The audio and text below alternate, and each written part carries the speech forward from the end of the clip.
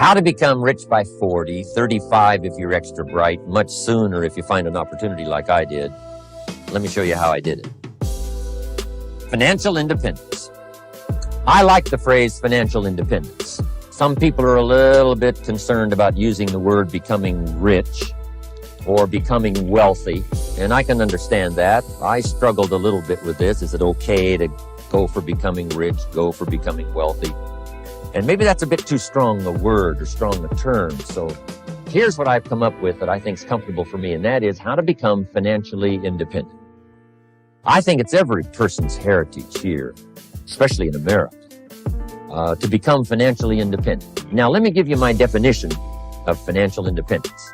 Financial independence is the ability to live from the income of your own personal resources.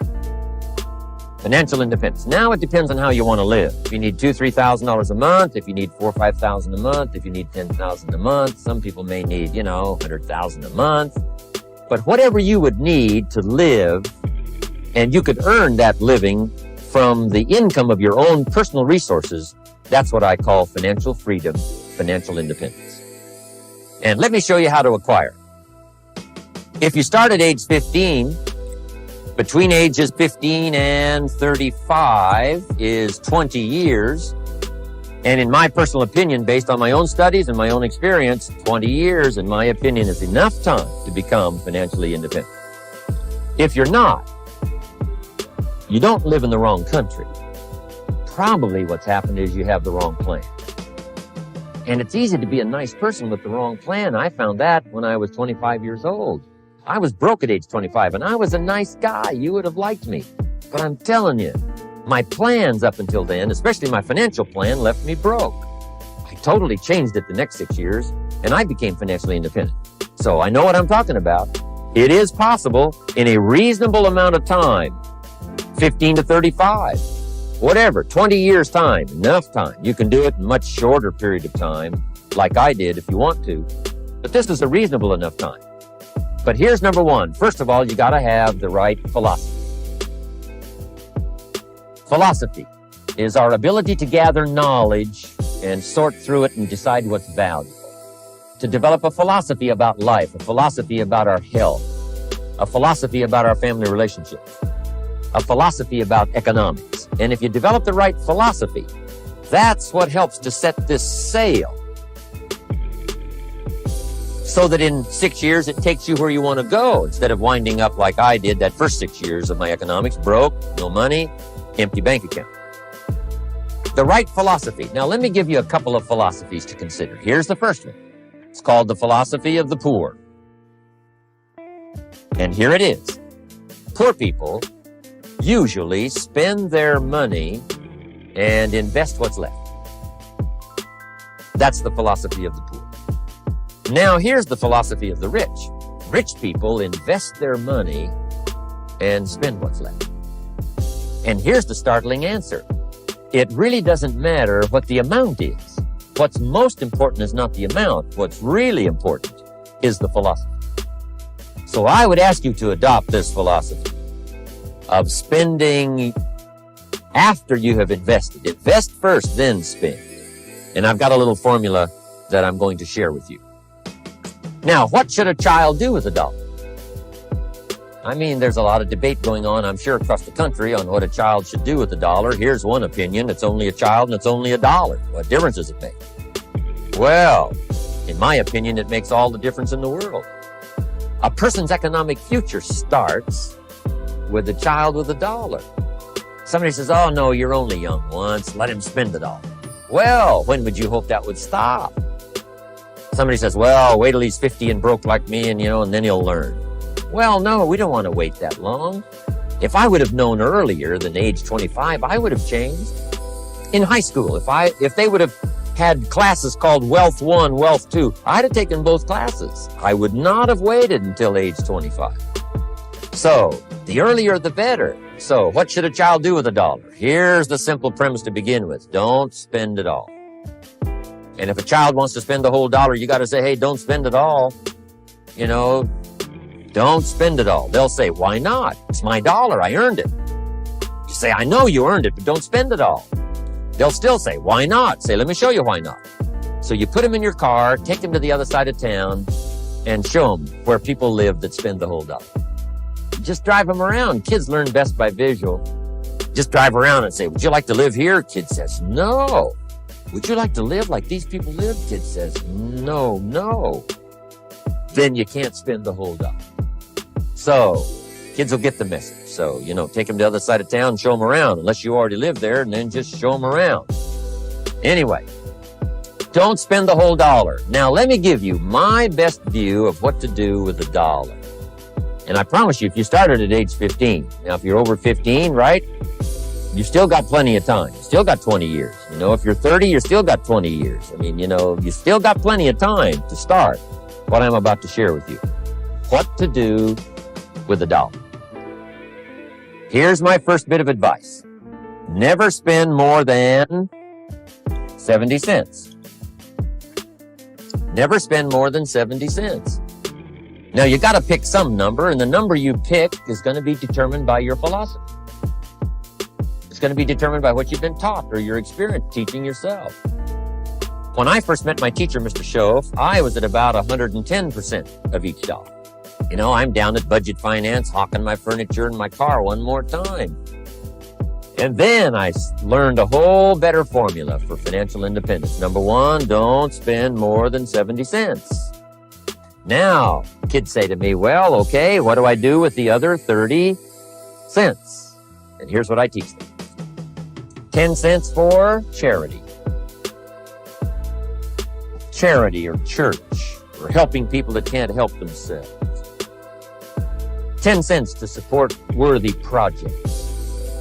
Projects that you feel good about. 10 cents out of every dollar. It's called being generous with part of what you've taken out of society. Now, in my opinion, nothing teaches us character better than generosity. No class, no teacher, no book teaches character better than generosity. And the best time to start is when the amounts are small. And I know if kids learn these lessons well, they'll give a dime out of a dollar, help people that can't help themselves, support worthy projects. Or if you belong to a church, they teach tithe, peace of. It's very important. Now, because when the amounts get larger, sometimes it's a little more difficult. Giving 100,000 out of a million, someone says, oh, if I had a million, I'd give 100,000. I'm not sure. That's a lot of money. So the time to start is when the amounts are small. 10 cents out of the dollar. Okay, next 10 cents. I call active capital. Active capital means do something to make a profit. Active capital. Set aside a portion of your income. Wages are okay, but I'm telling you, wages will make you a living. Profits will make you a fortune. So set aside part of your income as capital, called active capital. Any kind of project you can possibly think of, you can possibly come up with. I'm going to write a new book, I think. Kids, I think the title is going to be, Of Course, Kids Should Pay Taxes. It's kind of an interesting title. In California, kids do pay taxes. When a child walks into 7-Eleven, buys something that costs $1, the proprietor says, give me 7 more pennies. And the child says, hey, what's these 7 pennies for? And the proprietor says, that's the taxes. Kid says, well, hey, I'm only 8 years old. Proprietor says, congratulations, you're my youngest taxpayer. Give me the money. So in California, where I live, kids do pay taxes. Big question is, should they? And my book will answer that question. Of course, kids should pay taxes. Nothing is for free. If you want to ride your bicycle on the sidewalk instead of in the mud, you got to pay the 7 pennies. Nothing is free, so we all have to pay. So, it's going to be all kinds of ways kids can make money, right? 2 bicycles, one to ride and one to rent. I mean, it doesn't take long to figure out some enterprise that'll start making a profit. Then you must jot this down if you're taking notes. Profits are better than wages. 1, you can't usually start wages until you're about 16, 15, 16.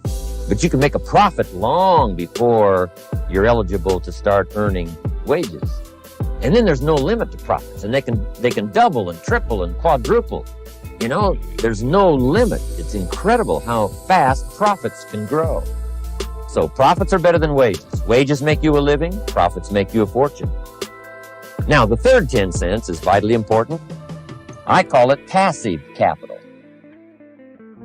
Capital you let somebody else use. A financial institution, stocks and bonds, mutual funds, whatever. Let someone else use it. You furnish the money. They use it to make a profit, but they pay you for the use of it, called interest. And here's one of the things that'll make you financially independent fairly quickly, and that's called compound interest. And this is how you get it. Letting someone else use a portion of your money, your substance. They show the profit, they pay you interest. And this passive capital, I'm telling you, over a sustained period of time, if you'll develop this little 10, 10, 10, and 70, especially starting at age 15, I'm telling you, by the time you're 35, you will be financially independent. You'll have the ability to live from the income of your own resources. And then one more point on passive capital. There's a Bible philosophy. I'm an amateur on the Bible. But there's a Bible philosophy that teaches the borrower is servant to the lender. And if you want to be in a powerful position as you grow older, finally when you become mature, maybe have your own business, things have worked out for you for the future, the position you always want to be in is the power position. And that's called the lender. The lender is the power position. So if kids learn early enough, and then you ask them what they'd like to be when they grow up, I'm telling you, once they understand, they'll say, well, one of the things I want to be is one of those lenders. That's the power position, not the spender. No, you'll be pitied the rest of your life if you just become a spender. You gotta become a lender. And I think this is one formulas to follow. 10 cents out of every dollar. Let someone else use it. Be the lender, power position. Then try to show a profit. Can't we teach our children how to take $1, search the neighborhood, find a broken wagon, pay $1 for it, bring it home, clean it up, sand it until it's clean, paint it red till it shines, straighten out the wheels till they're true, take it back to the neighborhood, sell it for $5? Anybody can do that. Now, does the child deserve $4 profit? And the answer is yes. Society now has a mended wagon. That's what America's all about. Finding something, touching it, making it better, making a profit, taking part of your resources, helping people who can't help themselves. Let someone else use it to make a profit. Some projects require more capital than one person has. Exciting. And then let them pay you for the use of it. America's had this philosophy now all these years. Communism has taught all these years capital belongs in the hands of the state, not in the hands of the people. We've been teaching all these years capital belongs in the hands of the people, not in the hands of the state. And we turned out to be right. Capital in the hands of the kids, capital in the hands of the people. Enterprises that make a profit, enterprises that grow. It's the hope of our future. So that little simple formula, I hope will help you. Now, one more key on financial independence, and that is attitude. Attitude. Here's number one. I used to say, I hate to pay my bills. My teacher straightened me out on that. He said, let's see, Mr. Owen, what you hate to do is pay $100 on an account and reduce your liabilities and increase your assets. I said, well, no, not if you look at it that way. He said, well, it all depends on how you look at it. So wouldn't you love to pay your bills, reduce your liabilities, increase your assets? You got to have that kind of attitude. I found out the same attitude about taxes. I used to say, I hate to pay my taxes. And Mr. Shove said, well, that's one way to live. But don't you understand? Taxes is how we care and feed the goose that lays the golden eggs. Wouldn't you want to do your share? Someone says, yes, but the goose eats too much. Probably true. But hey, we all eat too much. We all need to go on a diet. Better a fat goose than no goose. So I finally became a happy taxpayer. Now, I think taxes are too high, so I'm working to get taxes lowered for our economic future. But then whatever they turn out to be, I gladly pay and do my part, because that's what makes the whole system run, each of us doing our part. Now, I want these three subjects to be valuable for you. I want them to have meaning for you. I want you someday to be financially independent. I want you to have the personal development so that you feel good about yourself. If I had a chance to meet you someday, I'd like to have you show me the list of goals that you got started and say, Mr. Owen, here's some I've already checked off. Here's the books I'm reading. Here's what's happened. I'm developing the skills. I'm better this year than I was last year. I've got more self-confidence. My skills are developing. That's what I want for you. And now I'd like to leave you with these 4 questions called questions to ponder. These questions were valuable for me, and I want to make them valuable for you. Here's the first one: why? We all ask why we should work this hard. Why take that many classes? Why go to school that many years? Why take the notes? Why read the books?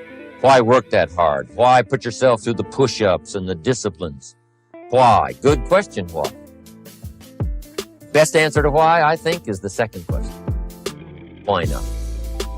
Why not see how many books you can read, how many classes you can take, how many skills you can develop? Why not see how valuable you can become to the marketplace, to your friends, and to your family? Why not see what you can make of yourself? Why not see how far you can go, how much you can see, how much you can earn, how much you can share? Why not?